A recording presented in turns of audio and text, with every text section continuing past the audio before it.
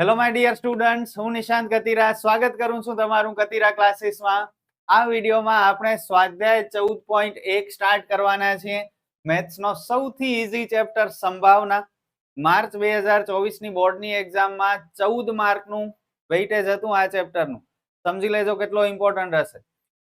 વિભાગ ડી માં 4 માર્કના 2 ક્વેશ્ચન પૂછાણા હતા, પણ દર વર્ષે પેપર પેટર્ન ચેન્જ થાય છે એટલે કયા વર્ષે શું હશે એડવાન્સમાં ન કહી શકાય. ઓકે, પણ એટલું તો જરૂર છે કે મોસ્ટ આઈએમપી ચેપ્ટર છે, સૌથી ઈઝી ચેપ્ટર છે, ધોરણ 10 ના લાખો સ્ટુડન્ટ્સનો ફેવરેટ ચેપ્ટર છે અને હોશિયાર સ્ટુડન્ટ્સ કરી લેવાના છે. જુઓ, એમને આ ચેપ્ટરના બધા જ સમ આવડતા હશે અને કદાચ પૂરા માર્ક્સ પણ મેળવશે. પણ મીડિયમ અને વીક સ્ટુડન્ટ્સને ખાસ હું રિક્વેસ્ટ કરું છું કે આ ચેપ્ટર તો પરફેક્ટ કરજો, કારણ કે સંભાવના અને આંકડાશાસ્ત્ર આ 2 ચેપ્ટરથી પાસ થઈ શકાશે. તો આ બંને ચેપ્ટર સારી રીતે કરી લો, જેનાથી પાસિંગ માર્ક્સ આવી જશે. બાકી બધા ચેપ્ટરમાં તમને જે કંઈ પણ માર્ક્સ મળશે એ બોનસ. વીક સ્ટુડન્ટની વાત કરું છું. હોશિયાર સ્ટુડન્ટ્સ ઉપર મને વિશ્વાસ છે કે એ લોકો તો જોરદાર મહેનત કરશે અને ગણિતમાં full marks, out of marks લેવા જરાય અઘરા નથી. 100 માંથી 100 દર વર્ષે હજારો સ્ટુડન્ટ્સ મેળવે છે, તો આ વર્ષે પણ તમારા જેવા હોશિયાર સ્ટુડન્ટ્સ તો લેવાના જ છે. 95, 98, 100 માંથી 100, બરોબર. પણ તમારી આસપાસ જે મીડિયમ અને વીક સ્ટુડન્ટ્સ હોય એમને ખાસ કહેજો કે આ ચેપ્ટર વ્યવસ્થિત કરે, જેમ તેમ નહીં. ઓકે, સ્ટાર્ટ કરીએ હવે. સૌથી પહેલા સ્વાધ્યાય 14.1 નો દાખલા નંબર 1 ખાલી જગ્યાઓ છે, પણ એનાથી પહેલા જણાવી દઉં કે ઇંગ્લિશ મીડિયમના સ્ટુડન્ટ્સ માટે આપણી એક નવી ચેનલ છે નિશાંત કતીરા, જેના ઉપર હિન્દીમાં સ્ટાન્ડર્ડ 10 નું મેથ્સનું કમ્પ્લીટ સિલેબસ અપલોડ થશે. ઘણા બધા ચેપ્ટર્સ અપલોડ ઓલરેડી થઈ ગયા છે. તો તમારા કોઈ રિલેટિવ્સ કે ફ્રેન્ડ્સ 10th સ્ટાન્ડર્ડમાં ઇંગ્લિશ મીડિયમમાં ભણતા હોય તો એમને જરૂર આપણી નવી ચેનલની લિંક શેર કરજો. લિંક ડિસ્ક્રિપ્શનમાં છે, ત્યાંથી શેર કરી શકો છો. અને હવે આપણે સ્ટાર્ટ કરીએ ખાલી જગ્યાઓ. દાખલા નંબર 1. 5 ખાલી જગ્યામાંથી એક તો આવશે જ, ફિક્સ જ છે. 100% આ 5 માંથી એક ખાલી જગ્યા આવશે. તો હમણાં જ તમારો 1 માર્ક કન્ફર્મ થઈ જશે. ઘટના ઈ ની સંભાવના પ્લસ ઘટના ઈ નહીં ની સંભાવના બરાબર ખાલી જગ્યા. અગાઉ ઇન્ટ્રોડક્શનના વિડીયોમાં મેં તમને સમજાવ્યું હતું કે કોઈ પણ ઘટનાની સંભાવનાનો સરવાળો હંમેશા 1 હોય. જો આ સરવાળાની નિશાની છે ને, તો સરવાળો હંમેશા 1 હોય, બરોબર. ઇન્ટ્રોડક્શનનો વિડીયો ન જોયો હોય તો ખાસ જોઈ લેજો, બહુ ઇમ્પોર્ટન્ટ છે તમારા માટે, કારણ કે આ ચેપ્ટરમાં આવતા દરેક પોઈન્ટ્સ મેં કવર કર્યા છે અને માર્ક્સ સુધરી આવશે, તો મૂકતા નહીં. ઉદ્ભવી ન શકે તેવી ઘટનાની સંભાવના ખાલી જગ્યા છે. આવી ઘટનાને ખાલી જગ્યા કહે છે, જે થવાની જ નથી એવી ઘટનાની સંભાવના શું હોય? 0. અને આવી ઘટનાને શું કહેવાય? અશક્ય ઘટના. ચોક્કસપણે ઉદ્ભવતી ઘટનાની સંભાવના ખાલી જગ્યા છે. આવી ઘટનાને ખાલી જગ્યા કહે છે.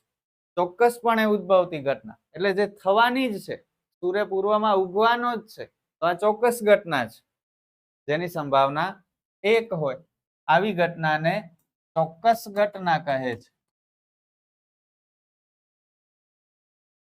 પ્રયોગની તમામ મૂળભૂત કે પ્રાથમિક ઘટનાઓની સંભાવનાનો સરવાળો ખાલી જગ્યા છે. ઘણી વખત આ ખાલી જગ્યા પૂછાઈ ગઈ. સરવાળો આવ્યો એટલે જવાબ શું આવશે? 1. સરવાળો હંમેશા 1 હોય. ઘટનાની સંભાવના ખાલી જગ્યાથી મોટી અથવા તેના જેટલી અને ખાલી જગ્યાથી નાની અથવા તેના જેટલી હોય છે. ઇન્ટ્રોડક્શનના વિડીયોમાં સમજાવ્યું છે. કોઈ પણ ઘટનાની સંભાવના 0 કે તેનાથી વધુ અને 1 કે તેનાથી ઓછી હોય.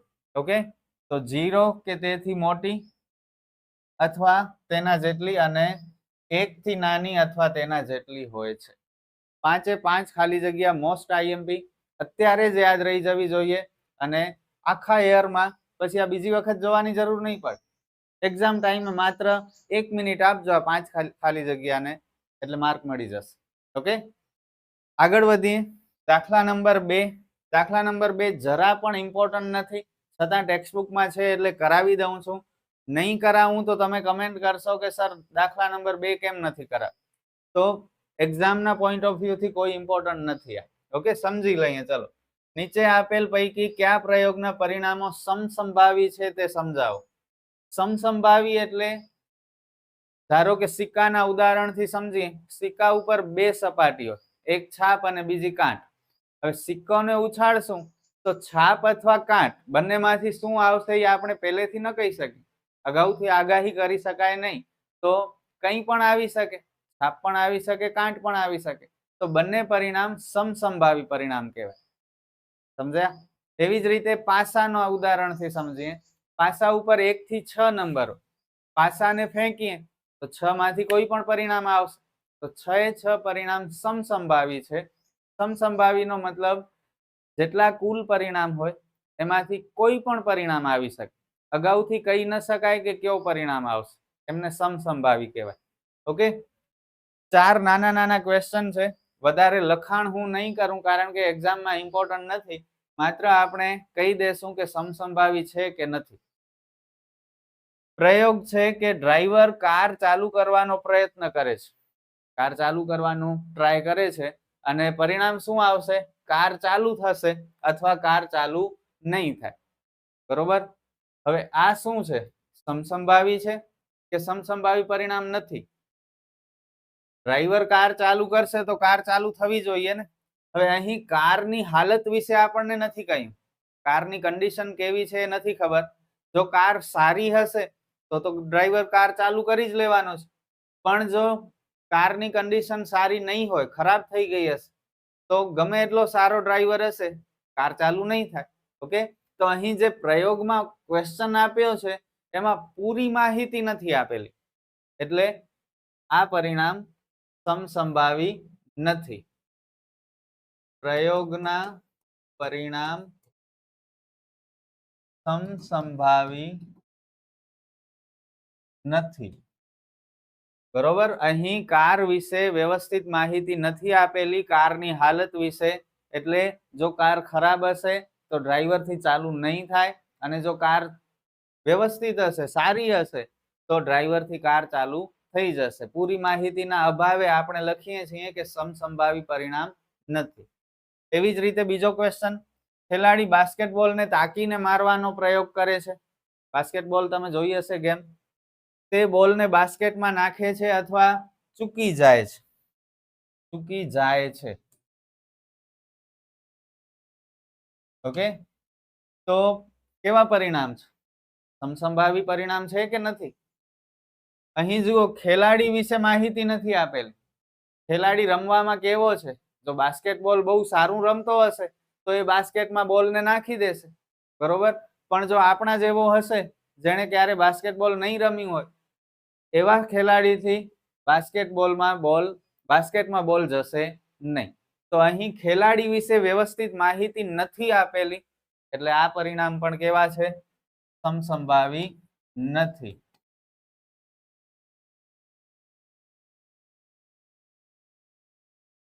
બરોબર? સમજી શકો છો ને બધું? પછી ખરા ખોટા પ્રશ્નનો જવાબ આપવાની કસોટી આપવામાં આવી છે. એક ટેસ્ટ છે જેમાં બધા ટ્રુ ફોલ્સ છે. જવાબ સત્ય છે કે અસત્ય, કાં સાચું હશે કાં ખોટું હશે. તો ટ્રુ ફોલ્સમાં તો બે જ શક્યતા હોય, કાં જવાબ સાચો હોય કાં જવાબ ખોટો હોય. એટલે આ પરિણામો કેવા છે? સમસંભાવી છે. સત્ય અને અસત્ય સિવાય અન્ય કોઈ ત્રીજો ઓપ્શન હોઈ શકે નહીં. બે માંથી કોઈ પણ એક આવી શકે, એટલે આ સમસંભાવી પરિણામ છે. અને લાસ્ટ, બાળક જન્મ્યું છે તે બાબો છે કે બેબી? તો જ્યારે બાળક જન્મે તો બે માંથી કોઈ એક જ હોય, કાં બાબો હોય અથવા તો બેબી હોય. બરોબર? તો આ પણ પરિણામ સમસંભાવી છે.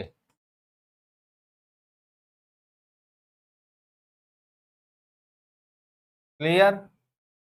આગળ વધીએ.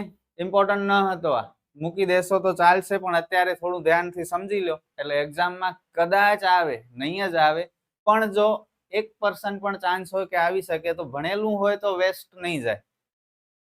શા માટે ફૂટબોલની રમતની શરૂઆતમાં કઈ ટુકડીને બોલ મળવો જોઈએ તે નક્કી કરવા સિક્કાને ઉછાળવો નિષ્પક્ષ ક્રિયા છે એવું વિચારાય છે? કોઈ પણ ગેમ હોય, સૌથી પહેલા ટોસ થાય. તમને ખ્યાલ છે ક્રિકેટમાં પણ થાય છે. તો સિક્કાને ઉછાળીને નક્કી કરવામાં આવે કે કઈ ટીમને બોલ મળશે, અને આ એક નિષ્પક્ષ ક્રિયા છે, એમાં કોઈનું કંઈ ન ચાલે. ઓકે, તો જવાબ મેં લખી જ નાખ્યો છે. આ પ્રશ્ન પણ ઇમ્પોર્ટન્ટ નથી, જોઈ લઈએ આપણે. સિક્કાને ઉછાળતા બે પરિણામ મળી શકે, છાપ અથવા કાંટ. આ બંને પરિણામો સમસંભાવી છે, કારણ કે અગાઉથી આગાહી કરી શકાય નહીં કે છાપ આવશે કે કાંટ.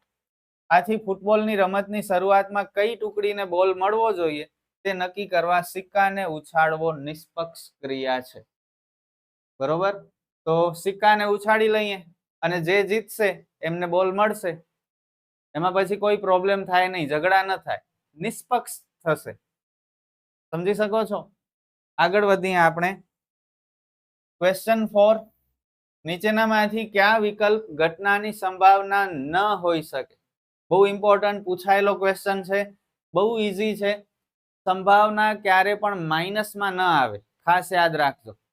સંભાવના 0 હોઈ શકે જો અશક્ય ઘટના હોય, ચોક્કસ ઘટના હોય તો 1 હોઈ શકે, અથવા 0 અને 1 ની વચ્ચે જ હોઈ શકે. માઇનસમાં ક્યારે પણ ન હોય. આ લોકોએ પૂછ્યું છે કે શું સંભાવના ન હોઈ શકે, તો આ માઇનસ વાળો ઓપ્શન સંભાવના ન હોઈ શકે. ઓકે, તમે કહેશો સર આ પણ ક્યાં 0 ને 1 ની વચ્ચે છે, આ તો 2 ને 3, અહીં તો ટકા છે. આ ચલો સમજ્યા કે 0 ને 1 ની વચ્ચે આવે 0.7, તો આ સંભાવના તરીકે આવી શકે. પણ આ બે શા માટે સંભાવના તરીકે આવી શકે એ પણ સમજી લઈએ. તો 2/3, 2/3 ભાગાકાર કરી લો. ઉપર હોય તે અંદર, છેદમાં હોય તે બારે. 3 ના ટેબલમાં 2 આવે? ન આવે, ભાગ ન ચાલે એનો 0, એક્સ્ટ્રા 0 એટલે પોઈન્ટ. 3 × 6 = 18, વચ્ચે આ 2 વધારાનો 0, 3 × 6 = 18. તો જુઓ જવાબ શું આવ્યો? 0.66. 0 ને 1 ની વચ્ચે છે, તો આ ઓપ્શન એ સંભાવના હોઈ શકે. બરોબર, હવે આ ઓપ્શન સી ની વાત કરી, 15%. 15% એટલે ટકાની નિશાની દૂર કરો તો શું થાય? છેદમાં 100 મૂકવા પડે, અને 15/100 એટલે શું? છેદમાં 2 0 છે, તો 2 સ્થાન પછી પોઈન્ટ, 0.15. તો આ પણ 0 ને 1 ની વચ્ચે છે, તો સંભાવના હોઈ શકે. બરોબર, તો ઓપ્શન એ સંભાવના હોઈ શકે, સી પણ હોઈ શકે, ડી પણ હોઈ શકે, માઇનસ સંભાવના ન હોઈ શકે. ક્લિયર? આગળ વધીએ.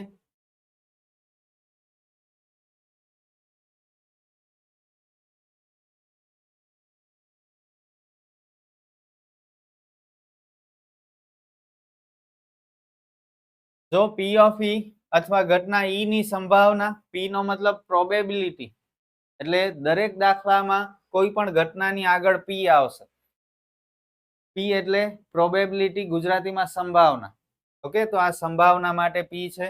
ઘટના E ની સંભાવના 0.05 હોય તો E નહીં ની સંભાવના શું છે? ફોર્મ્યુલાથી થશે. ફોર્મ્યુલા ઇન્ટ્રોડક્શનના વિડીયોમાં મેં તમને સમજાવ્યું હતું. ઘટના E થવાની સંભાવના વત્તા ઘટના E નહીં થવાની સંભાવના બરાબર 1. આને વંચાય ઘટના E થવાની સંભાવના. આ PE12 નો મતલબ ઘટના E ન થવાની સંભાવના. બંનેનો સરવાળો હંમેશા 1 હોય. તો બસ કિંમત મૂકી દો, 0.05. PE12 ને આપણે શોધવાનું છે, તો એકલો કરીએ. અચળ પદ બધા પાછળ ભેગા કરીએ. અચળ પદ એટલે માત્ર સંખ્યા વાળા પદ. પોઈન્ટ વાળી બાદબાકી છે, ભૂલ નહીં કરતા. એકમાં પોઈન્ટ નથી તો આપણે પાછળ પોઈન્ટ મૂકીને 0 મૂકી દીધા. પોઈન્ટની નીચે પોઈન્ટ આવવું જોઈએ. 0 માંથી 5 ન જાય એટલે લીધા 10. 0 કટ થઈ જાય તો 9 આવે. પોઈન્ટની નીચે પોઈન્ટ 0.95.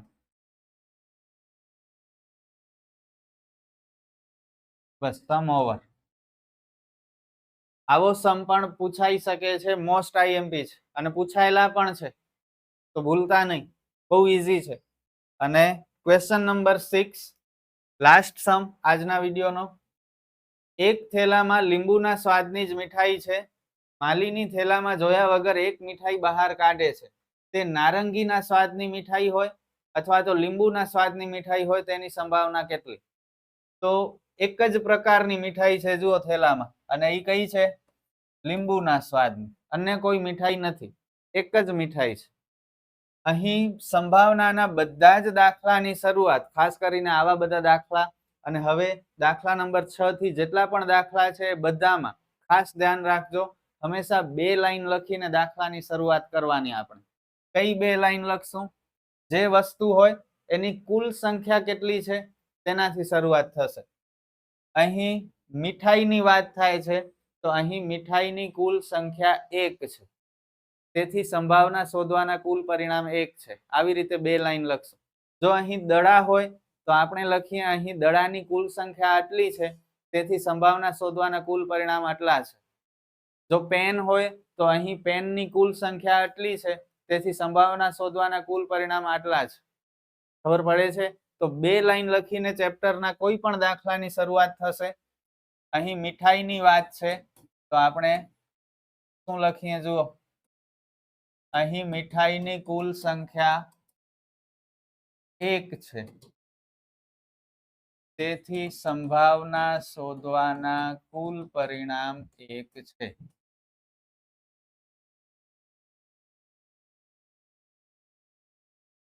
ચલો, 2 ક્વેશ્ચન પૂછ્યા છે. દરેક ક્વેશ્ચન માટે ઘટના A અને ઘટના B લખવાની. પહેલા ક્વેશ્ચન માટે ઘટના A, બીજા માટે ઘટના B થશે. જો હજી ત્રીજો ક્વેશ્ચન હોય તો ઘટના C. દરેક ઘટના માટે ઘટના A, B, C, D એમ આગળ વધારવાનું. જે પૂછ્યું છે તે લખી નાખવાનું જોઈ જોઈને. જાજુ મગજ આ ચેપ્ટરમાં નથી વાપરવાનું. આપણને પૂછ્યું છે કે નારંગીના સ્વાદની મીઠાઈ હોય તો ઘટના A બરાબર નારંગીના સ્વાદની મીઠાઈ હોય. જો 2-3 દાખલા લાગશે આ ભાષાને પરફેક્ટ કરવા માટે, ઓકે? તો કંટાળતા નહીં, જોડાયેલા રહેજો, સમજજો, વિડીયો શાંતિથી જોજો, જેથી તમારી આ ભાષા ઉપર તમારો કાબુ આવી જાય. નારંગીના સ્વાદની મીઠાઈ કેટલી છે? છે જ નહીં, એક જ સ્વાદની મીઠાઈ છે અને લીંબુના છે. તો નારંગીની તો મીઠાઈ જ નથી. ઘટના A થવાના પરિણામ 0 છે. તેથી ઘટના A થવાની સંભાવના, PA એટલે ઘટના A થવાની સંભાવના, પ્રોબેબિલિટી ઓફ ઇવેન્ટ A, સૂત્ર લખવાનું. ઘટના A થવાના પરિણામ છેદમાં કુલ પરિણામ. આ સૂત્ર બોર્ડની પરીક્ષામાં નહીં લખો તો ચાલશે અને લખશો તો વધારે સારું લાગશે, પણ નહીં લખો તો માર્ક નહીં કપાય. ઓકે?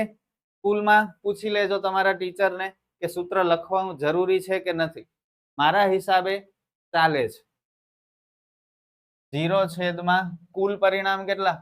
1, એટલે જવાબ 0. ચલો, હવે નેક્સ્ટ ક્વેશ્ચન. ઘટના B, સેમ આ જ ભાષા લખશું આપણે. જોઈ જોઈને ઘટના B માટે શું લખીએ? લીંબુના સ્વાદની મીઠાઈ હોય તેની સંભાવના કેટલી? આ પાછળનો વાક્ય નહીં લખવાનું, અહીં સુધી જ લખવાનું.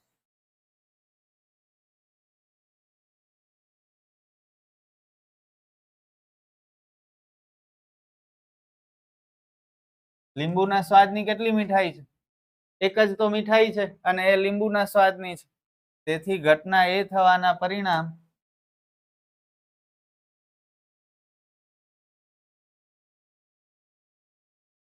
એક છે.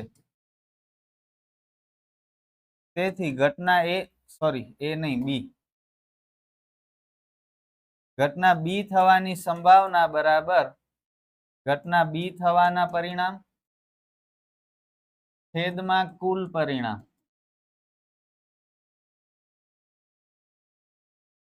ઘટના B થવાના પરિણામ 1 છેદમાં કુલ પરિણામ 1, 1 છેદમાં 1 એટલે 1.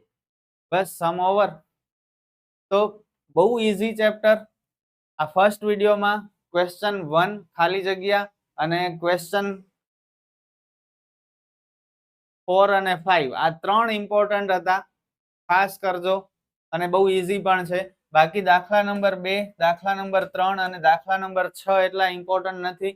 આ ભાષા સમજજો, કારણ કે બધા જ દાખલામાં આપણે આ જ ભાષાનો ઉપયોગ કરશું. હજુ નેક્સ્ટ વિડીયોમાં જેમ આપણે આગળ વધશું, વધારે સમ્સ કરશું, તેમ તમને બધું જ ઈઝી લાગશે અને આ ચેપ્ટરના ફૂલ માર્ક્સ આપણે લેવાના જ છે. આ વિડીયોમાં આટલું જ. ફરી મળીએ આપણે નેક્સ્ટ વિડીયોમાં. All the best.